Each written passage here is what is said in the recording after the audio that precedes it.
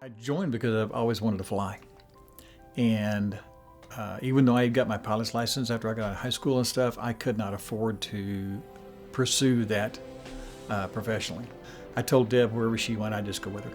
And one day came home and there was a guy sitting there recruiting for warrant officers, for helicopter pilots in the Army. And I said, I don't have any college. He said, you don't have to start with. So that opened the door for me right there to be able to go into the military to fly. Once I passed all the exams and stuff, then I was qualified to be an officer, and next thing I know, I got a class date, and off I went.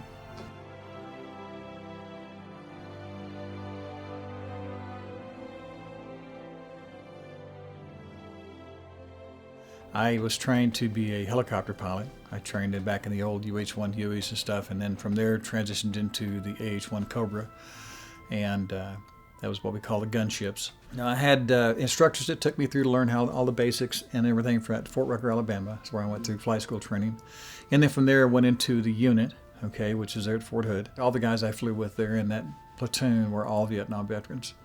I was the only guy that wasn't a combat veteran. Spent 6 years at Fort Hood. And then I actually took and got out of the military for 18 months and had a break in service. But during that time, I got called and got an opportunity to fly with the United States helicopter team. Being selected to fly with the United States helicopter team was a real honor, okay? And I got to do that twice. The Army doesn't have a lot of traveling teams like, the Thunderbirds or Blue Angels, stuff like that. To be able to be selected to do that was a big honor for me to do that. After I got done with that, they called me and asked me to take and go to Arizona and help stand up a training center for gun pilots. So I trained pilots how to take and employ weapon systems, how to be a good scout pilot, lift stuff. So for me, that's probably one of the neatest things is to be able to see guys take and really see the light bulb come on and be able to take an aircraft that they don't know anything about and really just kind of strap it on and learn how to fly it. And then from there, I actually went into standards for the Army. So my last 7 years, I just traveled around the world and did evaluations. And I just trained senior instructors and flew with senior instructors and stuff most of the time there, and just checked to make sure that they were all meeting the standardization that we're supposed to in the military. In other words, we're all on the same sheet of music.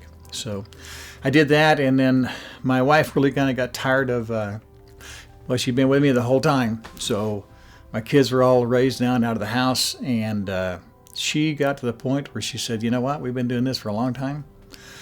I'd like to be able to take and just go see my family.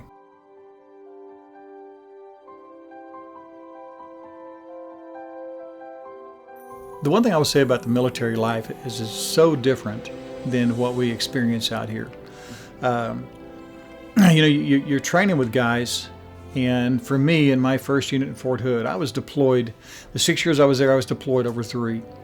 And I was gone anywhere from Germany to Europe to different places to national training centers. We might be at Fort Drum, New York, but they pulled our little platoon out of there and sent us to different places just to augment other units and to help train because we had a lot of senior guys. Being with those guys at that unit at that time really helped me mature as a young man, number one. But number two, just as a military aviator, military pilot, you hear the term kind of thrown around a lot of times, my buddy in the foxhole or my wingman. Well, there's times in my career there that my wingman was becoming more important than my family because you depend on them so much. A lot of the guys had to pull me back on that and say, no, your family's first, okay, always, all righty? So to me, it's always been God number one, family, country. And that's just the way the order I've always put them in. But they really helped me mature to be a better aviator, a better leader, and also being in the military and having a family is extremely difficult. Families just don't stay together that hard. And if it hadn't been for me, for church, okay, for my faith, my marriage wouldn't have made it. Okay, my wife and I both, we really depend upon our church and depend upon God to take and guide and direct us. And without that there, we probably would have been one of the statistics of people who ended up with a divorce.